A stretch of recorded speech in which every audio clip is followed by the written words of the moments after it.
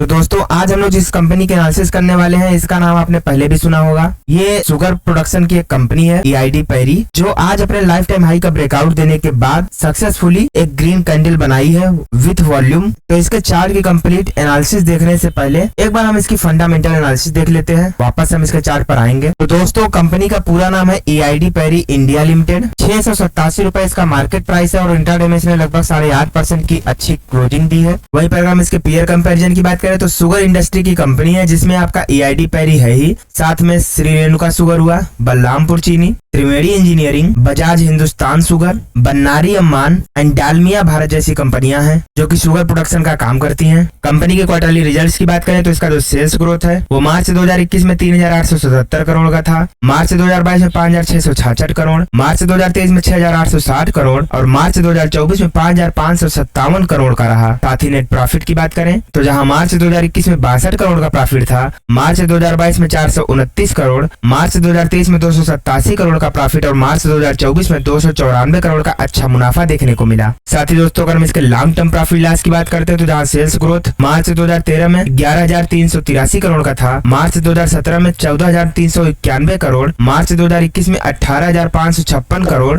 वहीं पर मार्च 2024 में 29,413 करोड़ का सेल्स है इसका। साथ ही नेट प्रॉफिट की बात करें तो जहां मार्च 2013 में 363 करोड़ का प्रॉफिट था, मार्च 2017 में 708 करोड़ का प्रॉफिट, मार्च 2021 में 1,000 करोड़ का प्रॉफिट और मार्च 2024 में कुल 1618 करोड़ का नेट प्रॉफिट देखने को मिला है। तो दोस्तों अगर हम इस कंपनी के CAGR की बात करते हैं तो पिछले 10 सालों में 13% की रेट से, पिछले 5 सालों में 30% की रेट से, पिछले 3 सालों में 18% की रेट से और पिछले 1 साल में तो 41% का बेहतरीन इसका रिटर्न रहा है। यानी कि इस कंपनी ने लगभग हर साल ही इंडेक्स को पछाड़ा है। इसके बोरोइंग्स की बात करते हैं तो जहां मार्च 2013 में 5,199 करोड़ का उधार था, मार्च 2017 में 3,923 करोड़, मार्च 2021 में 1,229 करोड़ और मार्च 2024 में 1,740 करोड़ का और उधार रह गया है। साथ ही टोटल असेट की बात करते हैं तो 12,433 करोड़ का असेट था इसके पास मार्च 2013 में, 13,364 करोड़ का असेट था मार्च 2017 में, 13,257 करोड़ का असेट था मार्च 2021 में और मार्च 2024 में कुल 21,493 करोड़ का इस कंपनी के पास असेट है, जिसकी तुलना में अगर इसके बोरोइंग्स की बात करी जाए तो उतना कोई खास फर्क नहीं पड़ेगा। इस कंपनी की शेयर होल्डिंग पैटर्न की बात करते हैं तो प्रोमोटर्स की हिस्सेदारी जहां जून 2021 में 44.74% थी, मार्च 2024 में 42.24% हो गई। FIIs की होल्डिंग 8.28% से 8.85% हो गई, DIIs की होल्डिंग 3.89% से 11.88% हो गई और पब्लिक की होल्डिंग 0.09% से घटकर 37.04% पर आई है। तो देखा जाए तो पब्लिक की होल्डिंग अभी भी काफी ज्यादा है, लेकिन अच्छी बात है कि अभी पोजीशन थोड़ी और कम हुई है और DII जिसमें ज्यादा स्टेक बढ़ा रहे हैं। EID पैरी की अगर हम फॉरेंसिक एनालिसिस करते हैं तो दोस्तों इसमें आपको 14 पॉजिटिव संकेत देखने को मिलेंगे, 1 न्यूट्रल और सिर्फ 2 निगेटिव संकेत। यानी कि जो कंपनी की लायबिलिटीज है इसका कोई खास फर्क नहीं पड़ रहा है बिजनेस पे। अदर इनकम इनकी अच्छी आ रही है, रिटेल्स की जो होल्डिंग है वो कम हो रही है जो की अच्छी बात है। डेप्रिसिएशन का कोई भी इफेक्ट नहीं पड़ रहा है प्रॉफिट पर। कंपनी के प्रोमोटर्स ने कोई भी शेयर प्लेज नहीं किया है। रेवेन्यू प्रॉफिट लगातार कैश में तब्दील हो रहा है। कैपेक्स वर्सेस ROCE की बात करें तो पिछले 3 सालों में बढ़ा है, ROE पिछले 10 सालों में काफी तेजी से बढ़ा है, शेयर प्राइस पिछले 10 सालों में काफी तेजी से बढ़ा है, वर्किंग कैपिटल अंडर कंट्रोल है,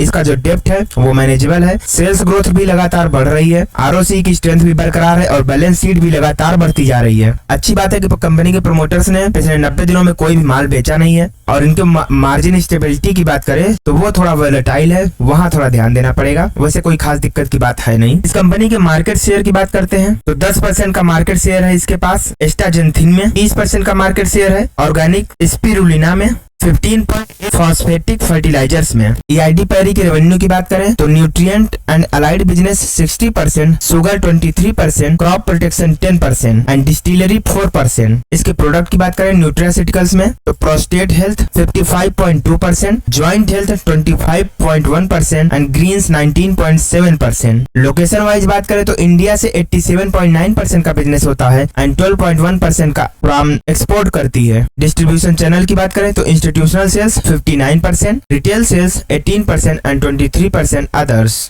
ऑपरेटिंग प्रॉफिट की बात करें तो nutrient and allied business more than 50%, sugar more than 30%, more than 12% and nutraceutical 3.2% and distillery 2.7%। इसके एसेट का ब्रेकअप करते हैं तो इंडिया में इसका 99% से भी ज्यादा का एसेट है इसका इंडिया में ही। इसके अगर हम कस्टमर्स की बात करें तो कैडबरी हुआ एंड पेप्सिको, इन दोनों को शुगर प्रोवाइड करती है। तो दोस्तों हम लोग वापस से इसके चार्ट पर आ चुके हैं। आप देखेंगे इसका चार्ट, इसमें लगातार अच्छी तेजी देखने को मिलती है। ये स्टॉक ऊपर बढ़ता है, फिर काफी दिनों तक ये रेंज में कंसोलिडेट करता है, प्राइस एक्शन बनाता है, फिर से ऊपर जाता है, फिर से नीचे आता है, फिर ऊपर जाता है और फिर नीचे आता है, और वापस से फिर ऊपर जाता है और फिर नीचे आता है। और इसी के साथ अब इसने अपने लाइफ टाइम हाई भी लगा दिया है। तो देखा जाए तो इसका स्टॉक काफी बेहतरीन है, ऊपर नीचे भले लगा रहता है लेकिन अंत में ये जाता ऊपर ही है। और अभी तो इसका एकदम फ्रेश ब्रेकआउट हो रहा है। तो यहाँ पर एक इन्वेस्टमेंट बनती है, आप चाहे तो यहाँ पे इन्वेस्टमेंट कर सकते हैं। आपको स्टॉप लॉस इस लेवल का लगाना पड़ेगा और साथ ही आपका जो टारगेट देखने को मिलेंगे वो कम से कम 800 के लेवल तक का टारगेट देखने को मिल जाएगा बहुत ही आराम से। लेकिन ध्यान रहे आपका स्टॉप लॉस भी मजबूत होना चाहिए, और अगर ये 800 लेवल पे भी जाके प्राइस एक्शन बनाता है तो फिर ये 920 वाले लेवल पर भी जल्दी ट्रेड करते नजर आएगा। बाकी दोस्तों कोई भी इन्वेस्टमेंट करना हो तो एक बार अपने एडवाइजर की राय जरूर ले लेना, और साथ ही इस वीडियो को लाइक करके कमेंट में जय श्री राम लिखना मत भूलना।